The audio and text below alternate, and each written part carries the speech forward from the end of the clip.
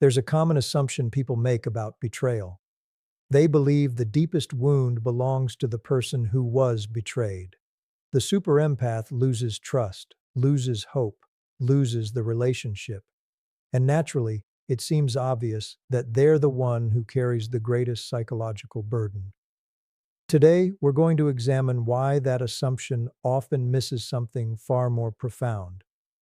Because there are certain betrayals that permanently change the person committing them, not through guilt alone, and not because life immediately punishes them, but because of what that betrayal quietly destroys inside their own psychological world. When a narcissist betrays a super empath, the immediate consequences usually appear one sided. The empath grieves. They question themselves. They replay conversations, searching for the exact moment everything began falling apart. Meanwhile, the narcissist often appears surprisingly unaffected. They move quickly into new relationships, present themselves as the victim, or carry on as though the past has already been erased. To anyone watching from the outside, it seems as though only one person suffered. But appearances can be remarkably misleading. The deepest consequences of betrayal rarely arrive in the first few weeks. They emerge slowly, almost invisibly, as the psychological meaning of what was lost begins revealing itself. To understand why a narcissist often struggles to recover after betraying a super empath, we first need to understand what made that relationship fundamentally different from many of the others that came before it. A super empath doesn't simply offer affection. She offers something considerably rarer. She possesses an unusual capacity to see potential where other people only see flaws. She notices pain beneath anger, insecurity beneath arrogance, fear beneath emotional distance. While many people instinctively withdraw from difficult personalities, the super empath often leans closer, believing that patience, understanding, and consistency might eventually create the safety another person has never experienced. That capacity is extraordinary. It is also incredibly vulnerable to exploitation, because someone who naturally searches for the best in others will often continue searching long after evidence suggests they should stop. For a narcissistic personality, this kind of person becomes uniquely valuable, not simply because she provides admiration. Many people can provide admiration. Not simply because she forgives. Many people forgive. A super empath provides something much more difficult to replace. She remains emotionally invested long after most people would have walked away. She keeps trying to understand. She keeps looking beneath behavior instead of reacting only to it. She repeatedly gives opportunities that many others never would. At first, this feels like an endless resource. The narcissist gradually begins assuming her patience has no limits. Her loyalty becomes expected rather than appreciated. Her forgiveness becomes ordinary instead of extraordinary. Her presence begins feeling permanent, and that's where something psychologically dangerous begins to develop. Human beings naturally underestimate what seems impossible to lose.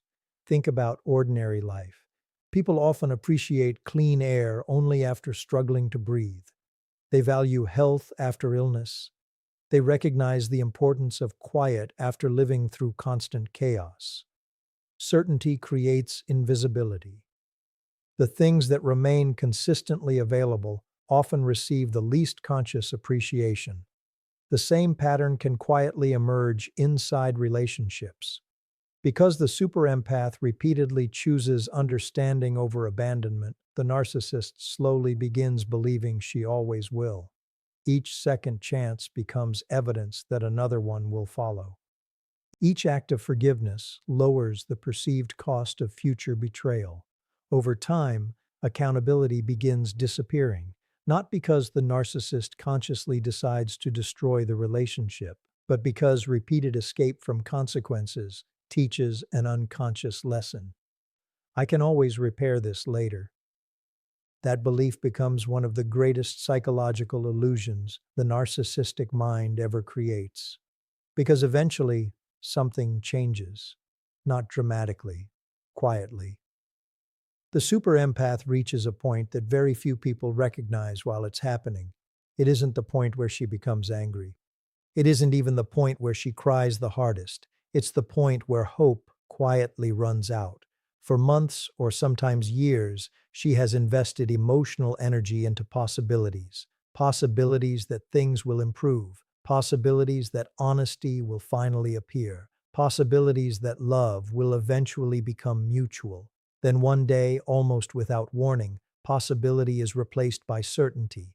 Not certainty that the narcissist is evil, not certainty that every memory was false, simply certainty that continuing to sacrifice herself will not create the relationship she has been waiting for. That realization changes everything. Because once a super empath genuinely accepts reality instead of potential, something remarkable happens. She stops arguing. She stops chasing explanations. She stops trying to prove her worth. She stops waiting for emotional consistency that never arrives. From the narcissist's perspective, this shift often feels confusing. The familiar emotional script suddenly stops working. Arguments no longer create the same reactions. Silence replaces persuasion. Distance replaces pursuit. The person who once fought tirelessly for the relationship now appears strangely calm. Many mistake that calmness for temporary anger. They assume she'll return once enough time has passed. But something fundamentally different has happened. The relationship hasn't simply ended, the emotional investment sustaining it has disappeared. And that's precisely why recovering from betraying a super empath becomes so psychologically difficult, because for the first time, the narcissist isn't losing someone who merely loved them. They're losing someone who believed in the version of themselves they constantly tried to convince the world already existed. And once that belief is gone, the consequences begin unfolding in ways neither person fully expected. If losing the super empath isn't simply the loss of another relationship, then what exactly makes it so psychologically different? The answer has very little to do with love itself. It has everything to do with identity. Throughout this entire series, we've repeatedly traced one central principle of narcissistic psychology. The narcissistic self-image depends heavily on reflection. It isn't built entirely from within. It is continuously reinforced by what other people mirror back. Admiration strengthens it. Attention stabilizes it. Idealization temporarily enlarges it. But the super empath offers a reflection unlike any other. She doesn't merely admire achievements, she believes in possibilities. She sees the frightened child beneath the defensive adult. She notices moments of kindness that other people overlook. She gives the benefit of the doubt long after logic says she shouldn't. For a while, this becomes psychologically comforting. The narcissist begins experiencing himself through her perception. Her hope becomes borrowed confidence. Her belief becomes borrowed identity. Without fully realizing it, he starts relying on someone else's faith to maintain his own emotional stability. That's why betrayal carries consequences that aren't immediately obvious. The betrayal doesn't only destroy trust, it destroys the mirror that reflected his preferred version of himself. Think carefully about what happens next. The super empath leaves, not because she stopped caring, because she finally accepted that caring alone could not create mutual responsibility. Once she's gone, the reflection disappears with her.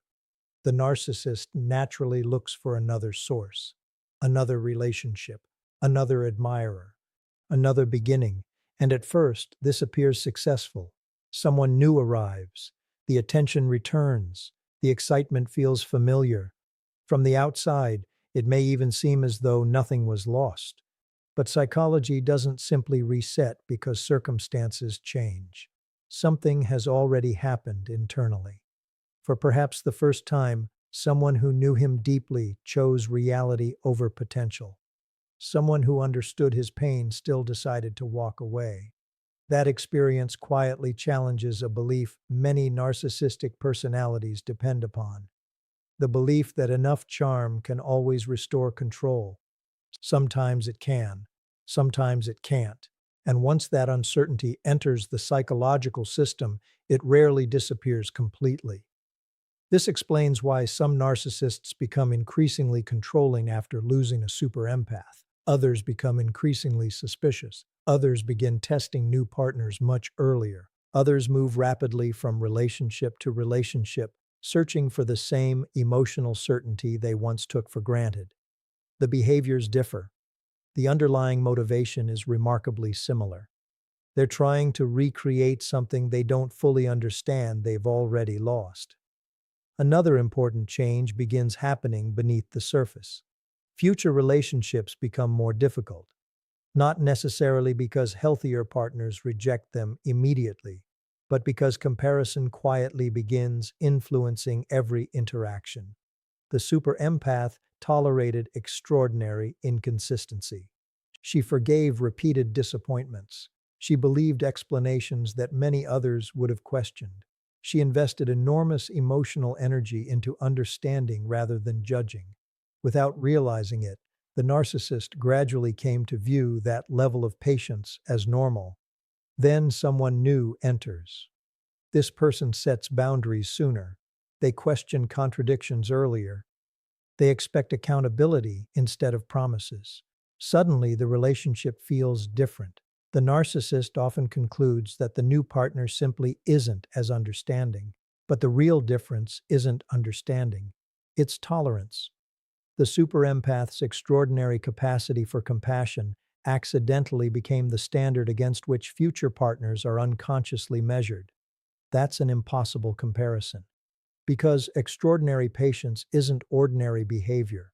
It's exceptional, and exceptional things are rarely appreciated until they're gone. There is another consequence that's even quieter. The narcissist loses something impossible to replace. Not the relationship itself, the certainty that someone would always stay. During the relationship, that certainty slowly became part of his emotional landscape, even after arguments, even after betrayal, even after emotional distance. The super empath usually remained emotionally invested. That consistency created an illusion of permanence. When she finally leaves for good, that illusion breaks, not only regarding her, regarding everyone. If someone this loyal could eventually reach a limit, perhaps anyone can. That realization often creates an undercurrent of insecurity affecting future relationships. It isn't always consciously recognized, but it quietly influences behavior. Control increases, monitoring increases, testing increases, attempts to secure reassurance become more frequent. Ironically, these very behaviors often create the abandonment the narcissist fears most, because genuine intimacy cannot survive constant control. It requires trust. Trust cannot exist where manipulation replaces honesty. Perhaps the greatest irony of all is this: the super empath usually leaves believing she wasn't enough. The narcissist often remains searching for someone exactly like the person he failed to value. He may not admit it. He may not even consciously recognize it. But relationship after relationship begins revealing the same truth. Many people can provide attention. Many people can provide attraction. Many people can provide admiration. Very few provide unwavering belief in another person's potential, while repeatedly sacrificing their own comfort to do so. That combination is extraordinarily rare. Once it's gone, it becomes surprisingly difficult to recreate. This brings us to the most important distinction in today's conversation. The narcissist doesn't necessarily struggle because he lost one particular individual. He struggles because he unknowingly betrayed the one person who consistently reflected the version of himself he most wanted to believe was real. And once that mirror is shattered, no amount of external admiration produces quite the same reflection again, which leads us directly to the final and most important question. Why does this become one of the few losses a narcissistic personality can spend years trying to replace, but never truly recover from? The final piece of this puzzle is also the one most people misunderstand.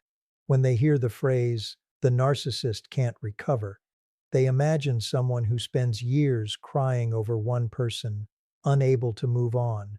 constantly thinking about the relationship every single day. That's usually not what psychological recovery means. A narcissistic personality often moves forward very quickly.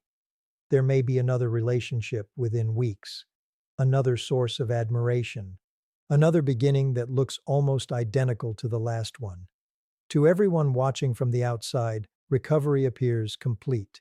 But movement and recovery are not the same thing. Someone can move constantly while never resolving the reason they keep moving in the first place. That's the distinction that matters. The narcissist isn't trying to replace one individual. He's trying to recreate one emotional experience, and those are completely different goals.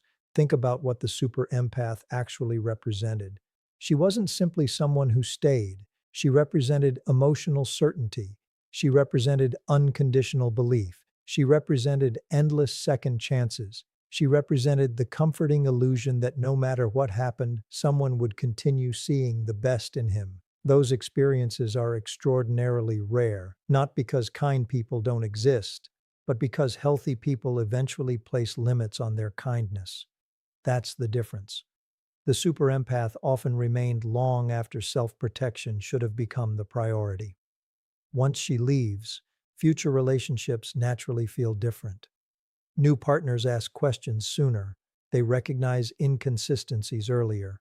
They establish boundaries more confidently. They don't spend years trying to rescue someone who has shown little interest in rescuing himself. To the narcissist, these people often seem impatient, too demanding, too sensitive, too difficult. But psychologically, something else is happening.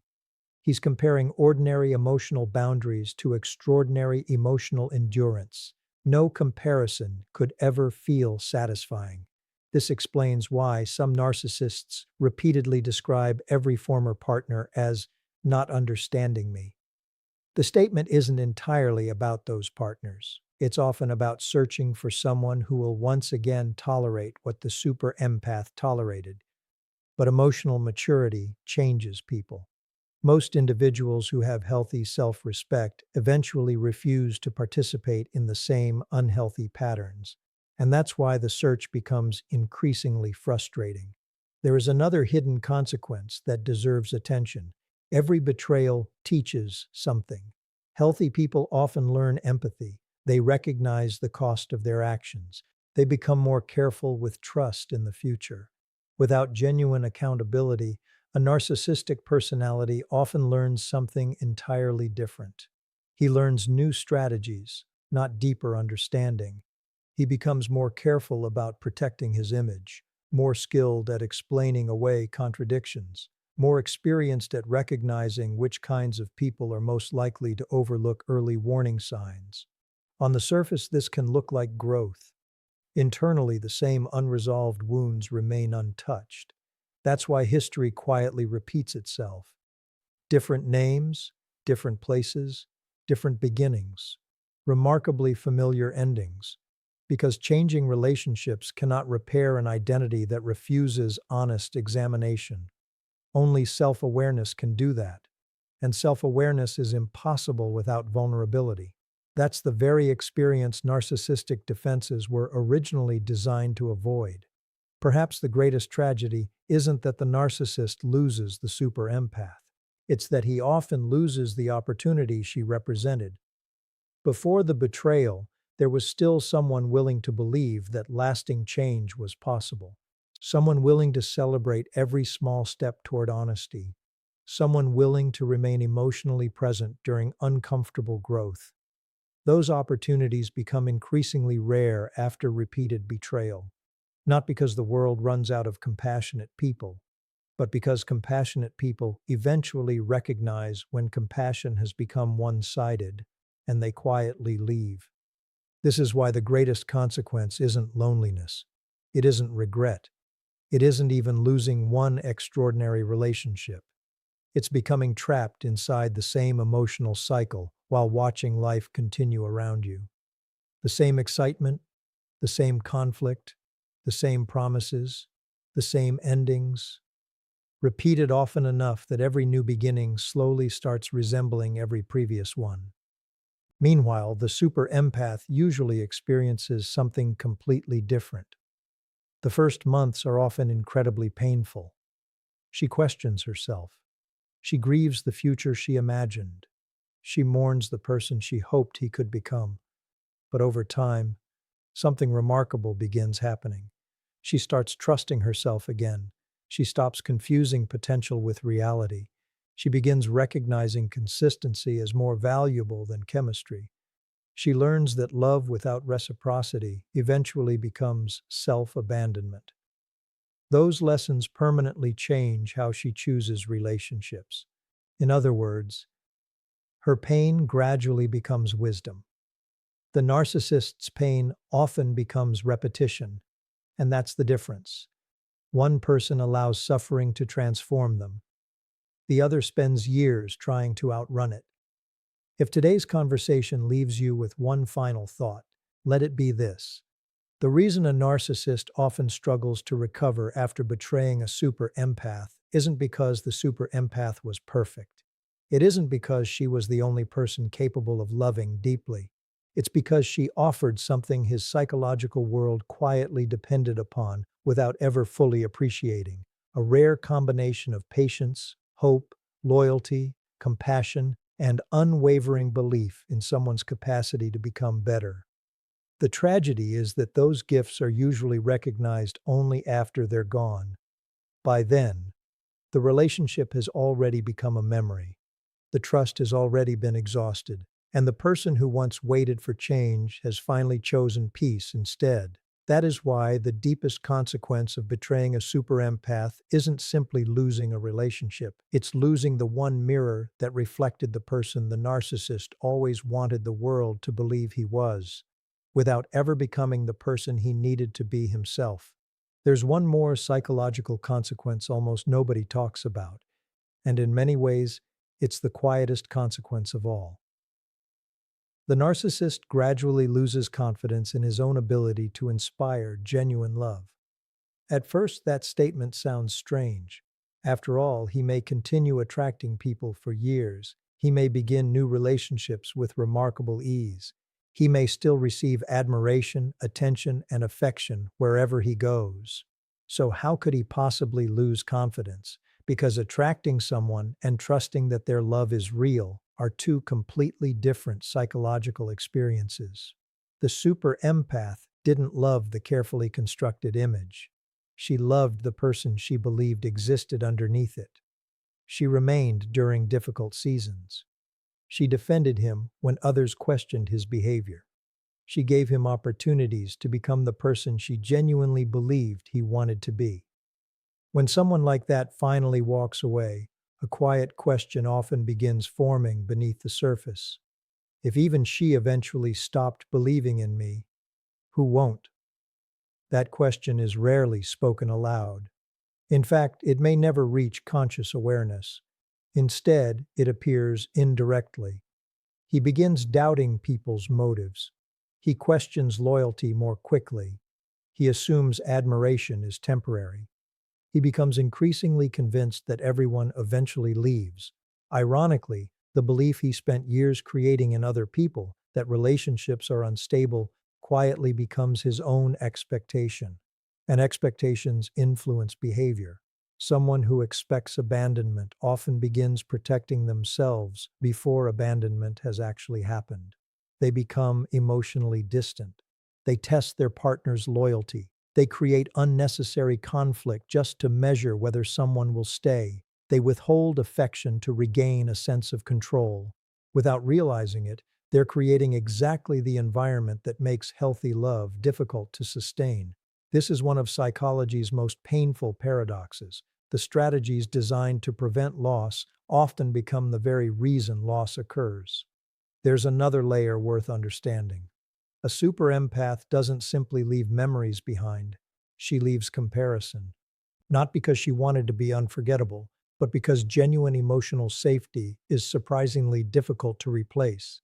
Future relationships may bring excitement, they may bring attraction, they may bring admiration, but every now and then, often during unexpected moments, a quiet comparison appears. A new partner doesn't understand him the way she did. A disagreement escalates more quickly than it used to. Patience runs out sooner. Forgiveness has limits. The relationship feels more conditional. The narcissist often interprets this as evidence that people have become less caring. The more accurate explanation is that the super empath's capacity for compassion was exceptionally rare. What once felt ordinary was actually extraordinary, and extraordinary things are almost always recognized too late. Perhaps this explains why some people spend years searching without ever feeling fully satisfied. They're not searching for another relationship. They're searching for another person willing to overlook the same behaviors without requiring genuine change. But emotional maturity doesn't work that way. Healthy love grows through honesty, through accountability, through consistency, not through endless chances disconnected from meaningful growth. Which brings us back to the central truth of today's conversation. The narcissist's greatest loss was never simply the end of one relationship. It was the loss of someone who repeatedly chose understanding over judgment, hope over disappointment, and compassion over self-protection, until there was nothing left to give. Once that kind of person finally walks away, replacing their presence is far easier than replacing what their presence made possible. And that is why some betrayals echo far longer than the relationship itself ever did.